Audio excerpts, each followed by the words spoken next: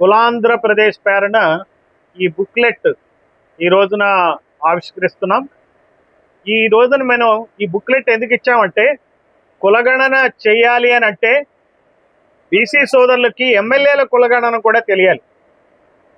ఈ రోజున నెల్లూరు జిల్లాకి సంబంధించిన ఎమ్మెల్యే కులాల వివరాలు మీకు ఇస్తా.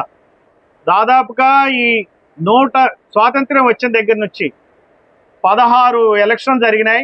ఈ 16 ఎలక్షన్లో 128 మంది ఎమ్మెల్యేలు అయ్యారు. బీసీల నుంచి కేవలం యాదవ్ కులానికి సంబంధించి 4 ఎమ్మెల్యేలు. ఒక ఆయన 2 సార్లు అయ్యారు, ఇంతకుముందు వేరే ఒక ఆయన ఒక్కొక్కసారి అయ్యారు. 4 ఎమ్మెల్యేలు. గౌడ్లు గాల, కుమ్మర్లు గాల, కమ్మర్లు గాల, చాకళ్ళు గాల, మంగళ గాల. పక్క రాష్ట్రంలో మంగళ చీఫ్ మినిస్టర్ ఉన్నప్పటికీ కూడా చూడండి ఈ నెల్లూరు జిల్లాలో పరిస్థితి ఎంత దయనీయంగా ఉందో. ముస్లింలు ఒక్కరే ఎమ్మెల్యే అయ్యారు, ఎస్టీ ఒకళ్ళు, ఎస్సీ 5. అది అంబేద్కర్ పుణ్యం.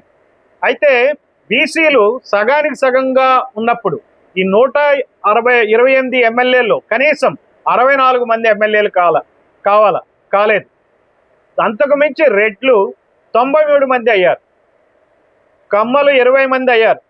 చూడండి ఇది ఎంత అన్యాయం జరుగుతుందో ఈ జిల్లాలో ఉన్నటువంటి బీసీలకి.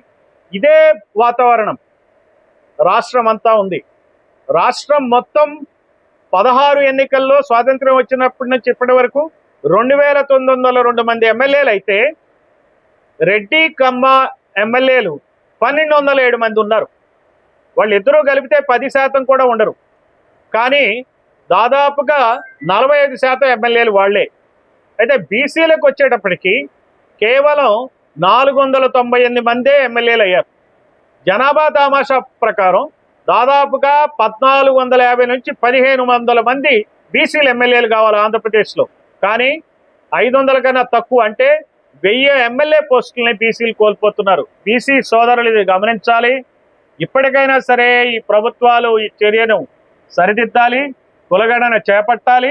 జనాభా దామాషా పద్ధతిలో విద్య, అలాగే ఉద్యోగం, రాజకీయాల్లో కూడా ఈ రిజర్వేషన్లు జనాభా దామాషా పద్ధతిలో ఇవ్వాలి. అప్పుడే అది పరిపూర్ణమైన ప్రజాస్వామ్యం అవుతుంది. లేకపోతే ఈ ప్రజాస్వామ్యం 2 కులాలకు సంబంధించిన ప్రజాస్వామ్యమే, పాక్షిక ప్రజాస్వామ్యమే.